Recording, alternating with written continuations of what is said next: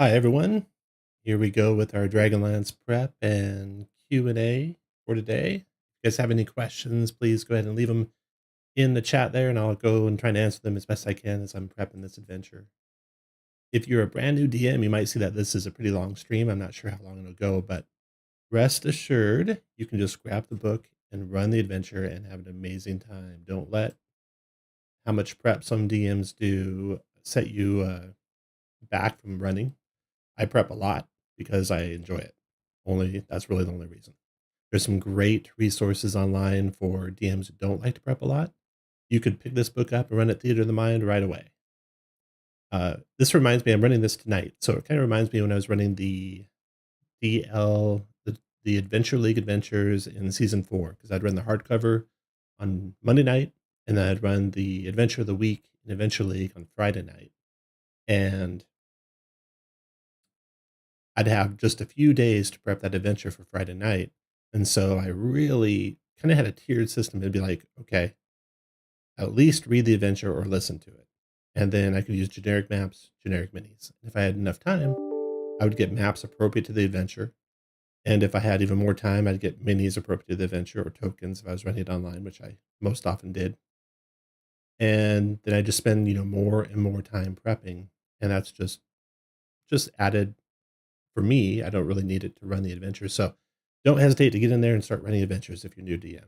And if you are playing Dungeons and Dragons and you've never had a chance to play Dragonlance, you definitely owe it to yourself to do it.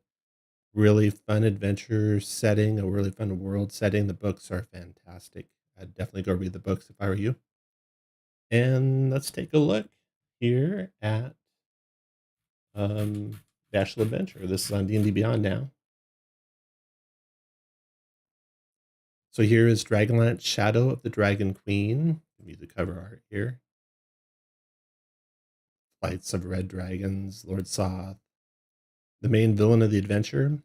I have to look up the villain's name again. I don't know. Let's see here. Sidekicks, NPCs. Let's look at some of the friends and foes.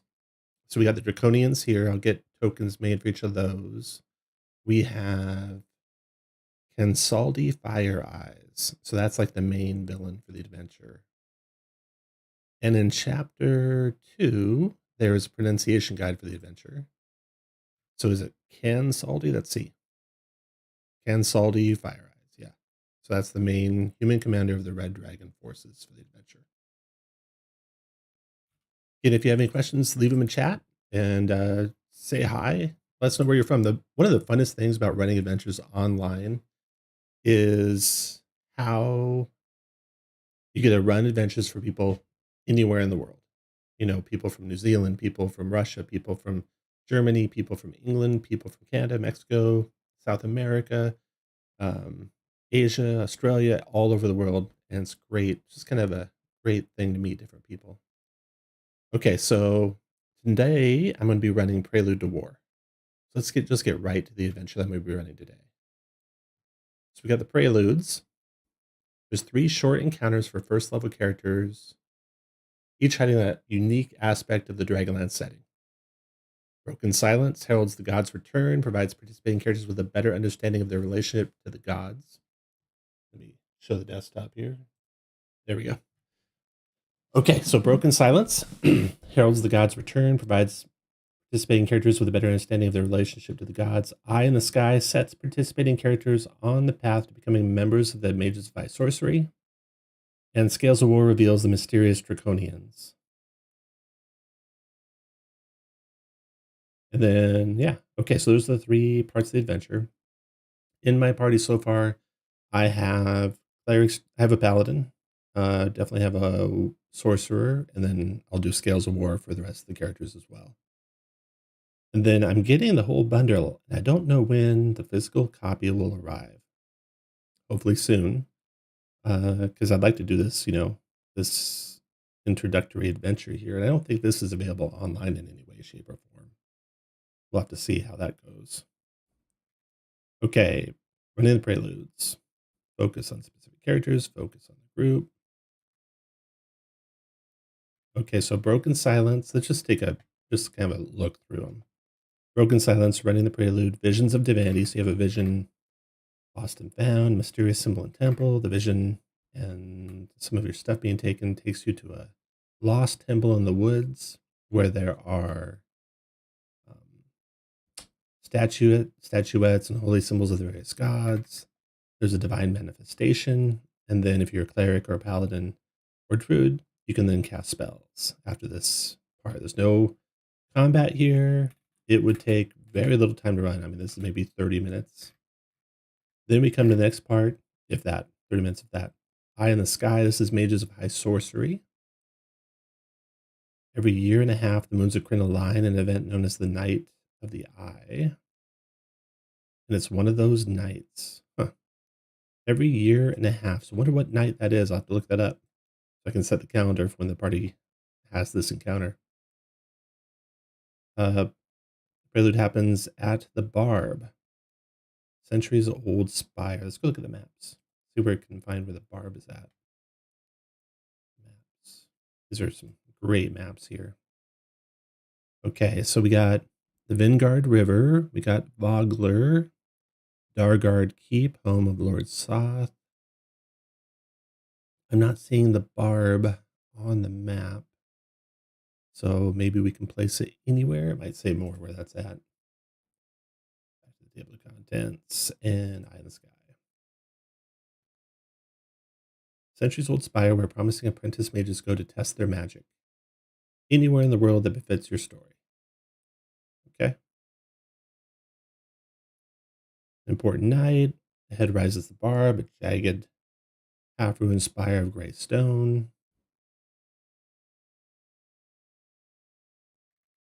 They're here to participate in a test, and that if they succeed, they'll learn the next steps to joining the Mages of High Sorcery. Large atrium, flaming sconces, and adorned by grand tapestries depicting Kryn's three moons.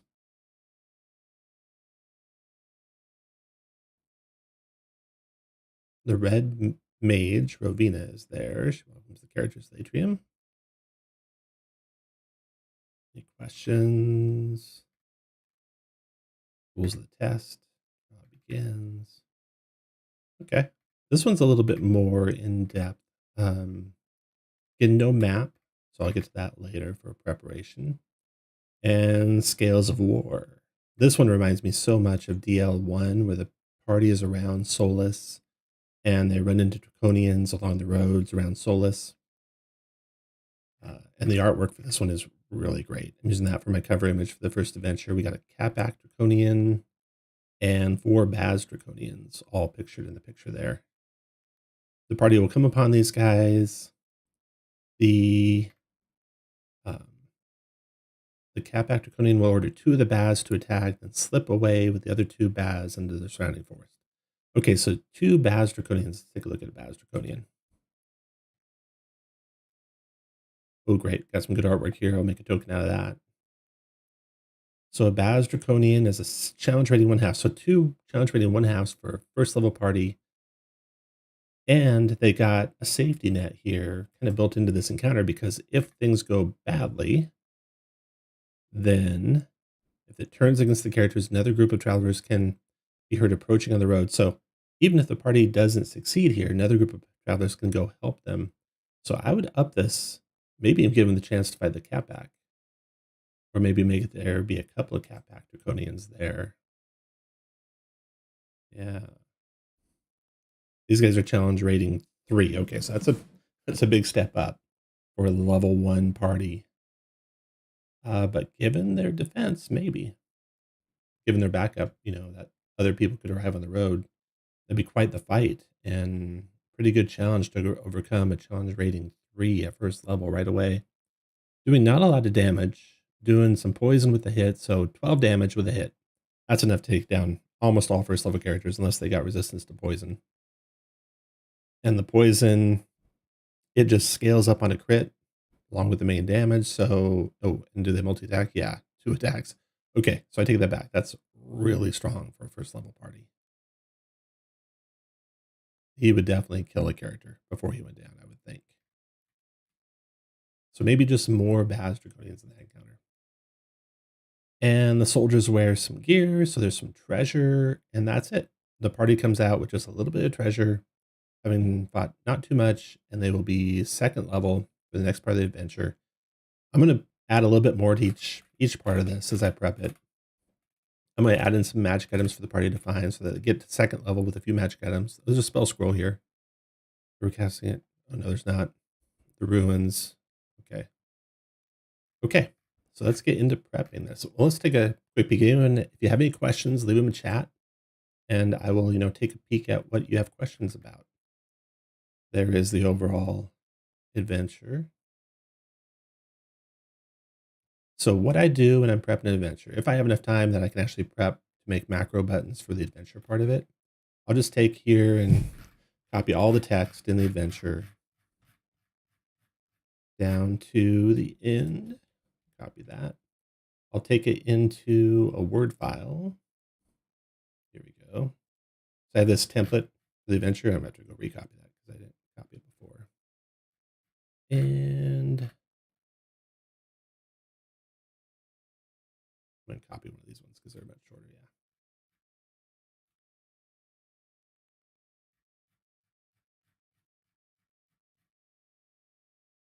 Just fix my template while I'm here. All right. So I don't need any attributes. That's set in the default that I use. I got my whisper test, which I made a macro button for separate. So I need that. Blurb. I don't need the recap.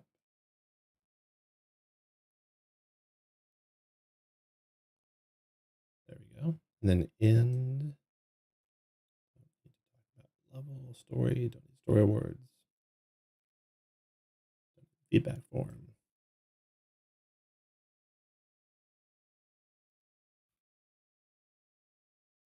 There we go. Okay. So here's what I used to copy an adventure. And I got my notes for when I make DM notes too. Copy that. Put it here. All right. Now back to the book. Copy that.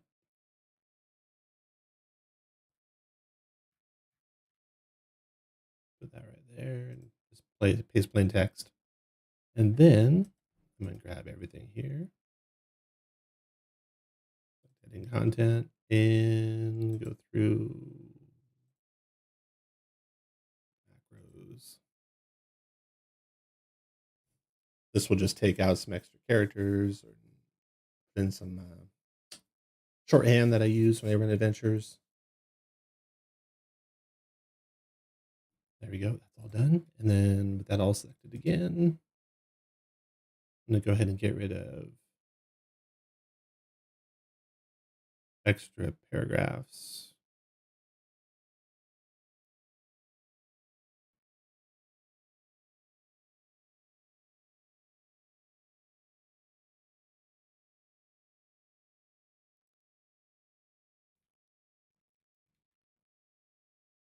That's all that.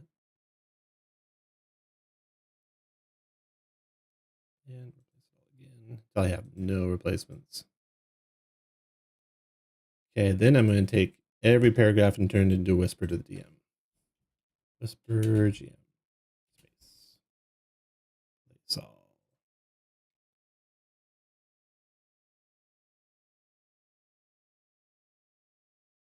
Okay. Now let's see what we got in the preludes. Then I'm going to put some headings in here. And these headings basically automatically make macro buttons for me. So when I bring this into Roll20,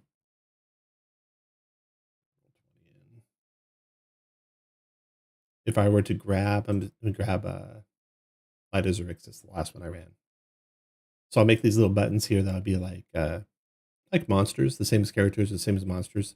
And you can see across the top are all the different parts of the adventure. So I can just click it. I would just DM notes. Click it, and I'll have the room description or the area description, notes to the GM, for the different parts of the adventure. So that's what I'm doing right now, setting that up. Back over here. And another couple things I want to share, just some shout outs for maps that I'll look for this adventure, and audio and images. So on Patreon, I follow Heroic Maps. They make just great maps every month. If you want only fantasy for $5, you get a whole bunch of maps. And they regularly have specials on DM's Guild, so you can get more information there or more maps there at really good rates. So that's heroic maps. Then audio, I'll use tabletop audio for a lot of things. And this is built into Roll20, but you can also get on their Patreon and get any new stuff that they might have coming out and different versions that they might have. So follow Patreon or tabletop audio. I also follow James RPG Art, and I really was attracted to his work from the Curse of Strahd stuff. Lots of great artwork there for Curse of Strahd. Put that back.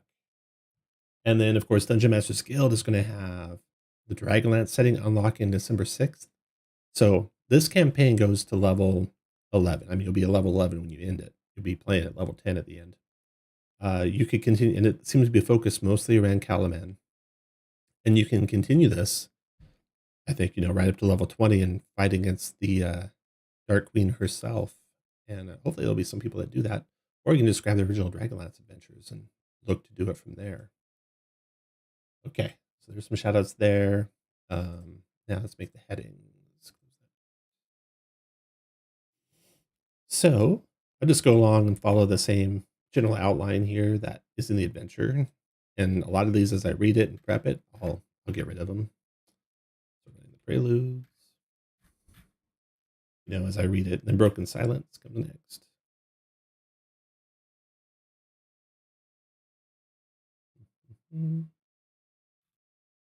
That's interesting.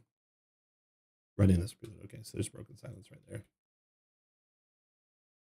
Get rid of that. Again, if you have any questions, just leave them in the chat. I'll take a look in the adventure and we'll see what we got. Broken Silence. Eye in the Sky. There. And then Scales of War.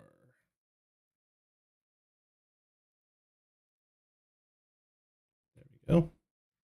So now I got the main breakdowns, and I'll just give them names so I can see it in my navigation pane in Word.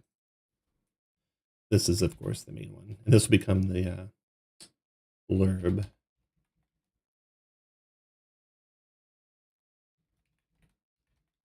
And while I'm doing this, I should be playing some music from Roll20 because I got to pick out some music I want to use in this adventure. Let's go back to the Dragonlance page. I already started collecting some tokens that I already have made, looking just from the Wandering Monster charts that they have. Some things I might have to run into. And music. So tabletop audio. Dock District. There's docks in both adventures, so that'll probably come in handy. Astral Plane, definitely not. Should make a new folder here.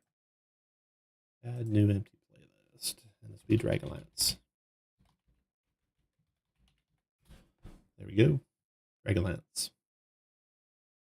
So, Dock District. I don't know if I can copy these. Let's see. I just move it. Shift. No. Okay, Astral, Derelict, Orbital Plane, Gravity, Busy Spaceport, Biodome, Dark Knight. So none of that's going to go into Dragonlance. Ancient Artifact could come into place for sure. Sunken Temple, possibly. That was Hall of the Nether Deep. That was a great adventure. Vile Temple, definitely. Abyssal Gaze. That's where the Queen of Darkness lives. Dark and Stormy for sure. Okay. Cry Havoc, just general warfare. So let's look for something that's like traveling through the forest where you could fight the Draconians there. So here we can go to Manage Audio. And let's just take a quick peek at my Word file and see if I have it already done. Music. And Windmill, Astral Plane, Dark District, Existential Dread, Haunted Airport, Forest of and Glade, Forest Night. Nothing specific. Let's just look for forest here. Tracks, tabletop audio, search for forest. And we got Forest Day, so definitely add to. I think if I do there, okay. Put that up top. And then Defiled Temple might be that one that is the gods. Then Abyssal Gaze might be the moon one. We'll try those out. For now, let's just play the Forest Day. That loops it.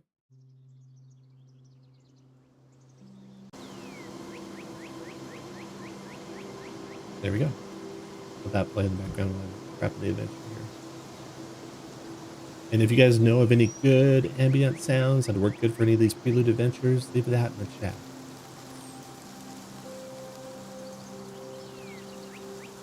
Okay. Prelude overview. Alright, let's do this is a list of templates. Now I'll do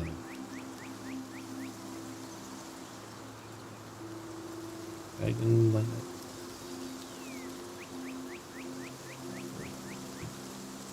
Go.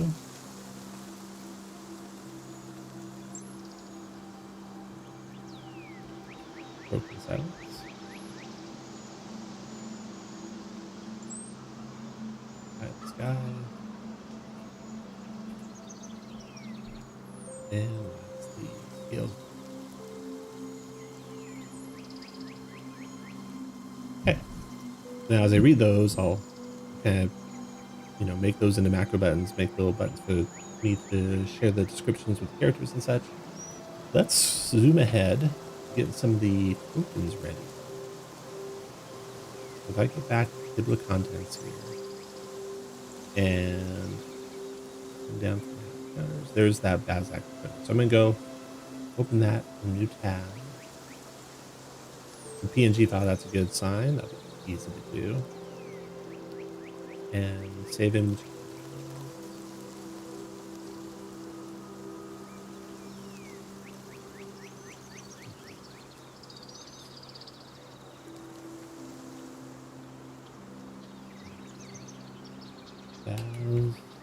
Actually, I'll do.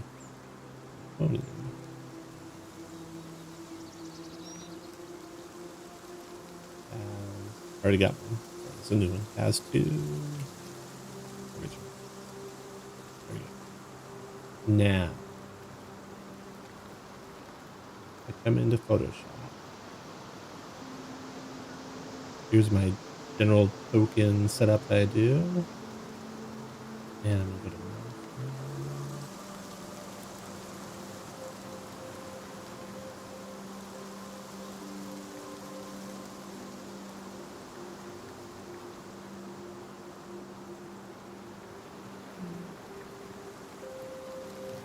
there he is. I come on there. You can see he's see-through, so I can see what's behind him. So I'm actually going to undo what I just did. I'm going to create a new layer. Height in the background. There we go. And then drag that Draconian back in. There we go. And he's a medium-sized creature.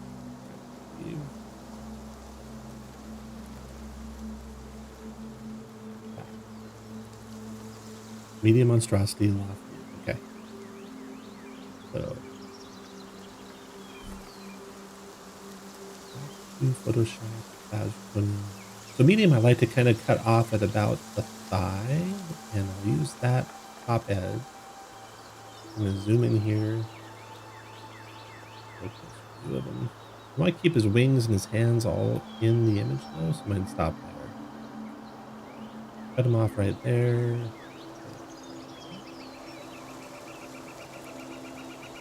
And then I'm going to duplicate that layer. I'll rasterize it first, then duplicate it. Then I'll put that duplicated layer up above the black. Clear it off. This one and merge down. Put that off. Filter on it. There's my Baz Draconian. Then I'll take what comes off the token. I'll erase parts that I don't see off the token.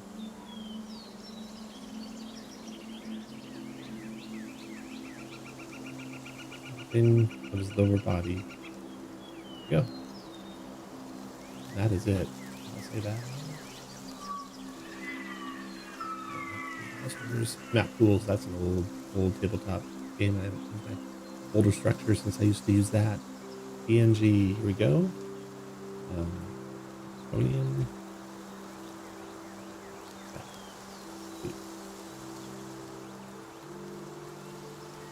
Now, this was an alternative Baz Draconian that came from an old 5e supplement to make Dragonlance into 5e. And here's the new Baz Draconian. I got this from the previews that I saw, so I'd already made up the macros for it. This, of course, will be updated. But these things, when they go through their death throes, look at the Draconian itself. Death throes. Reduced to 0, its body turns to stone, and it releases a petrifying gas. So these things used to turn to stone and like trap the weapon that was used to kill them. I think that was less punishing than this is going to be. This could turn bad fast if there's, half your party surrounding this thing when you kill it. Each creature would have to make a saving throw or be restrained. And then another saving throw or petrified. Now at a DC 11, that's at least a 50-50 chance for most characters, and for some even better. And so that's a 1 in 4 chance of becoming petrified for a minute and being out of the battle. It'd be good maybe if the petrification could still be ended at the end of a turn with another successful save, but if not, it's kind of punishing for 1 in 4 chance every time you drop one of these that your average character is out of the rest of the battle. We'll see how that plays out. That's going to be pretty interesting and be vicious in a mass melee combat. Now, it says each creature. This is a petrifying gas. Each creature, and these things are not immune to poison or petrification. So can they petrify each other? Sure, it looks that way. I don't see anything about it not petrifying each other. That's a question. Let's put that on Twitter.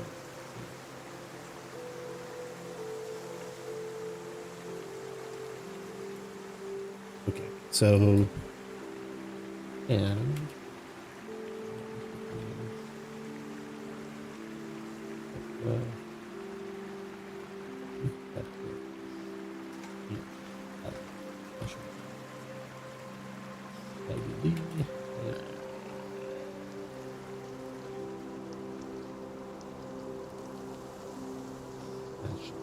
in Shadow the Dragon.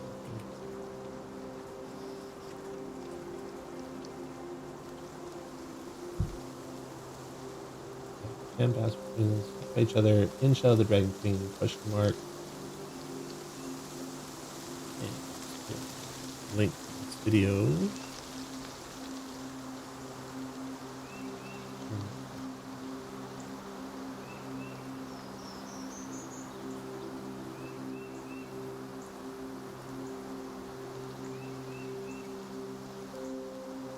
This is a peaceful forest music.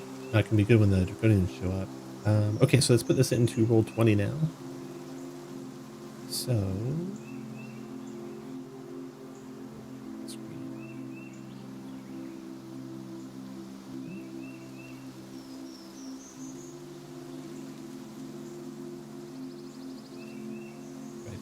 Draconian in here. There he is. Make a medium. And let's see, I think I need to make more monsters.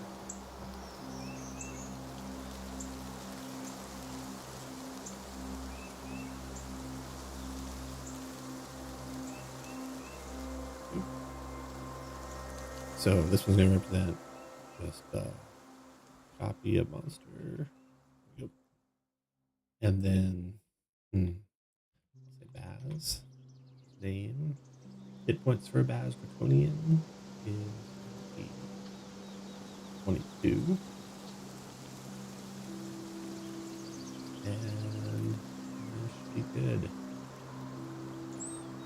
And, oh no, it's going to be, although he'll have damage multiplier 1. I just do this to increase monster damage because I think it's too low at high challenge ratings. That's all good. Then I'm going to take text there I got for the Baz. And copy that. Place that there. And I have this little built-in API import. I'll import all that text that I just did. Make macro buttons for the monster up here. And I got this Baz Draconian with his macro buttons. Edit those. For some reason, that always gets added to the add symbol, which is what you need to do to add it to initiative. So there's that. It's added to initiative. I'm going to have to change his name. I'm going to write his name. That at the end, I should have everything where I need it. Make sure I'm going to update his picture. So I'm going to copy this again into Photoshop. And I'm going to create a version of this in JPEG format, 560 by 560 at 70 pixels per inch.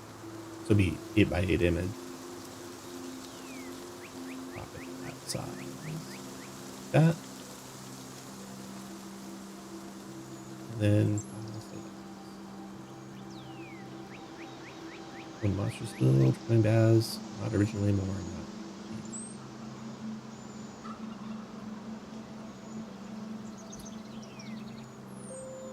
Okay, that is there. Now I can drag this artwork there. Good. Drag that there.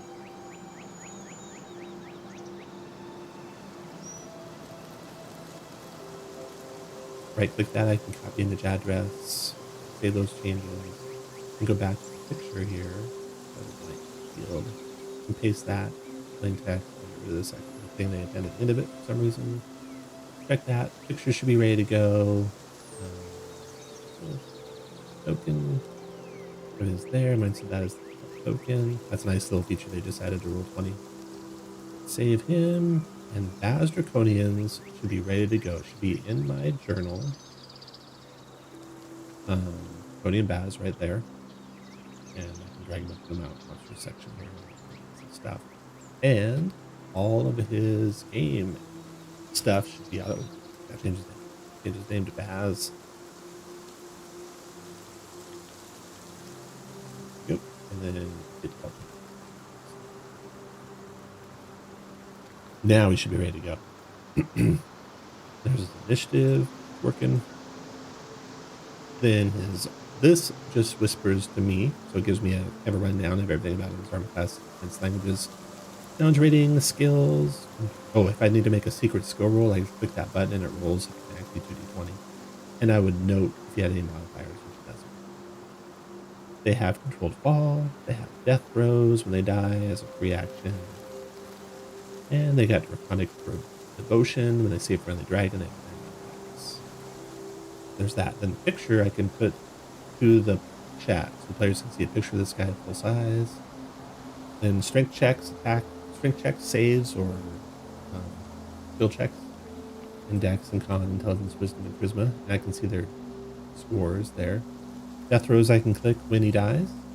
Multi attack. They attack with short swords twice. The actual stat block is short sword times 2. I usually just get attack first. There we go. I got this attack roll with advantage or disadvantage. Note about friendly dragons giving him advantage. Damage. Extra to add if he gets. Baz Draconians are ready to run. I'll put this little token here. Put that in the description of the video. It won't be there right away, but eventually I'll add that. Now we also have a Capac Draconian in that counter, so let's do a Capac. Here's the Baz. Here's the Capac. Okay. Am I saying Capac correctly? I wonder if it's in the description. Here too. Pronunciation guide. Not given. So if I'm wrong, I'm wrong. Okay, so I'm gonna click that guy. Here's him. That's pretty vicious looking, pretty cool looking monster. The version of him in the Age Banner art is really cool too. So I can click view full image. Oh no, it's a JPEG. Let's see, put in a new tab. There's a JPEG in that one. Okay, well, I'll show you how to do a JPEG. cut out like I just did that PNG file. Not as easy, a little bit harder, but copy him. Monsters, I'll call him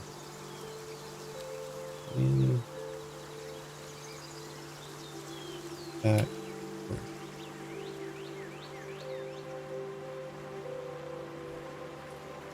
we go. And while we're doing this, so we know what that music sounds like, the Forest Day, that works good for that encounter. See how Defiled Temple works for the old temple.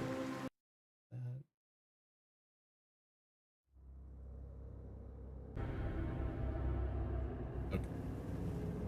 Yeah. I was doing the Capac coding. I think I saved them. So now I can go here and refresh that screen. There he is. Open this with Photoshop.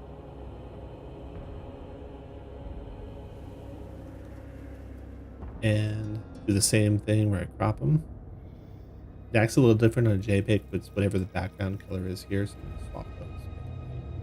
And it looks like the background was pure white for this image. That's good.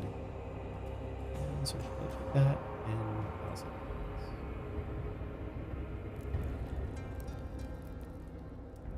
No answers yet on Imbaz, Petrify Other Baz.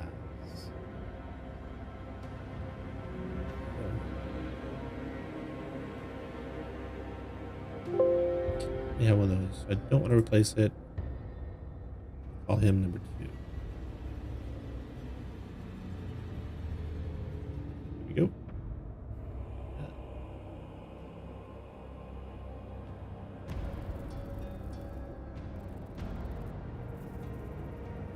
Okay, now let's make a token. I'm gonna just get rid of the old token. Back. Shouldn't need it for this image. And then I'm gonna drag in that original one. Now Capac Draconians, I think are gonna be probably mediums. Let's make sure. Medium, yeah. Okay.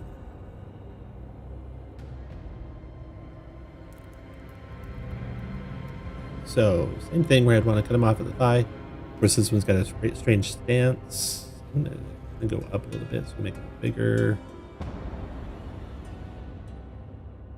I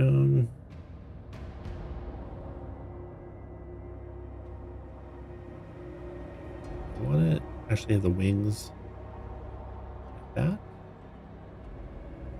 I don't want to get bigger so I can see his face.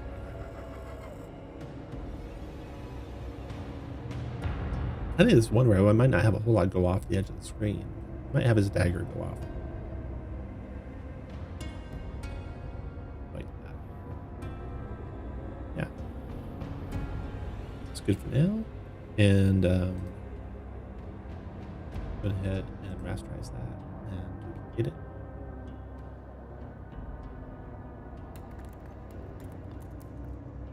Then that one will merge down. And I'll put a mask over it and the effects on it to make it look like a button. And then, that's good. Might want to do something to make his wings go out, but it's going to get big if I do that. So now I'm going to take this. I'm going to erase everything except that dagger. Oops, undo. I'm on the right layer. I can see it.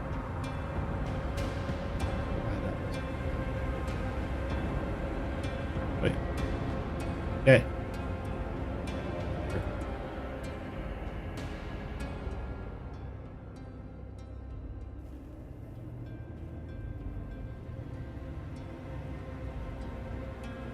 There we go.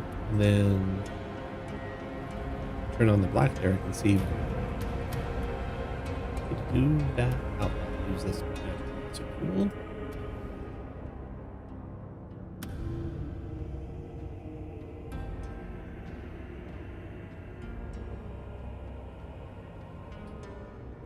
Problem with the Magilizer tools, you can't go back. Or at least you can. I don't know how. I'm gonna look up.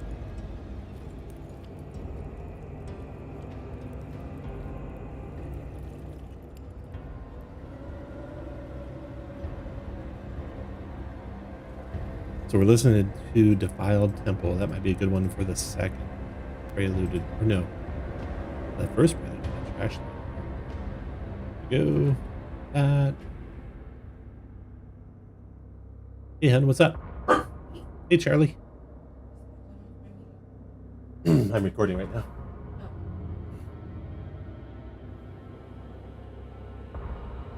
You're not on camera, don't worry.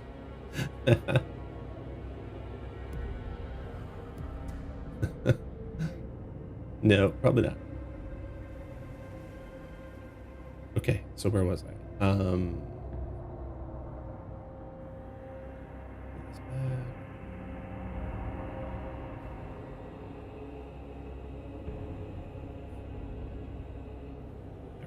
Okay, get that in, turn that off. Now you got the dagger hanging off the edge.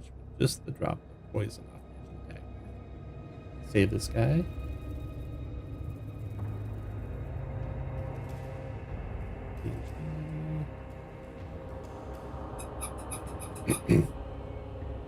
Draconian.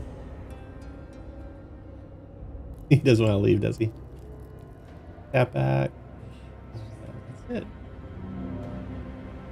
PNG, save. Oh, sorry, one, so I'm not going to replace it. Two. And save. Alright. That guy is saved. Hey. Got all the files I need for that. Yeah, let me drag him on the map.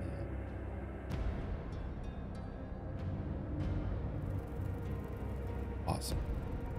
There's the Capac Draconian and the Bastard. And then Capac Draconian has 39 hit. Playing this, and I didn't have time to finish prepping, I'd be done there. You know, I'd like, first I'd just use generic, then I'd use just a generic with a hit point bar on it, and give him a name, Capac, and save that. He'd be good to go for a fight. To add the macro buttons like I added this guy, that's just extra prep that I do. I don't have to do, you don't have to do. But I will do that in a second. So that's those two prep. Let's look at the characters that I got. So I've got some characters already. My players are already getting their characters ready. We got a human paladin, so that's going to be good for the prelude with the gods. And that's Scath Thatch Brightblade. Thatch Brightblade. I'll have to find out how to pronounce that for sure. And that's going to be a Knight of Solamnia. Then we got Calvin Tendertoes, who is a Kender. He's still in there as a life halfling. But my players will be updating these to the right race for sure. He's going to be a Kender, like a scout. Hide in with the Knights as a scout, working for the Knights. And we're actually going to be using the guide class from the 1D&D playtest. Okay, then we got Mooncatcher Stardancer, who is a Kender sorcerer of the Lunar Sorcery. So that will be cool. And then we got Wolven Thimbleback, not one of the three elven races, but came from another plane of existence. So I think the book speaks to that a little bit. Let's take a peek at that. I'm here to using the book. I think it's going to be under racing. Peoples of Krynn. Got dwarves. Got elves. Here we go. People from beyond. So here's to play people from outside. It'll be very interesting to see how playing people of Dragonborn will work out, given the Draconians that they'll run into. Could be that another plane, another timeline, Dragonborn have come to be accepted, and you know that only in this world are they brand new. So let's how you can do Dragonborn a little bit into this world.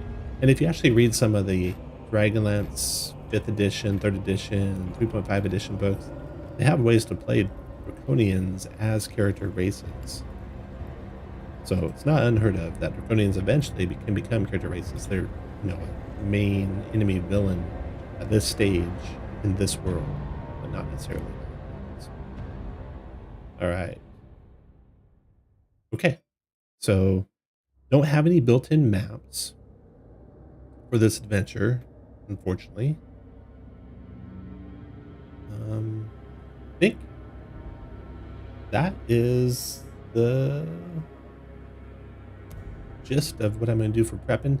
I got some phone calls I got to make, and now it's just going to be into the weeds. I'm going to put the 2 tokens I made for the Baz and the Capac Draconian out there in the adventure for your reference.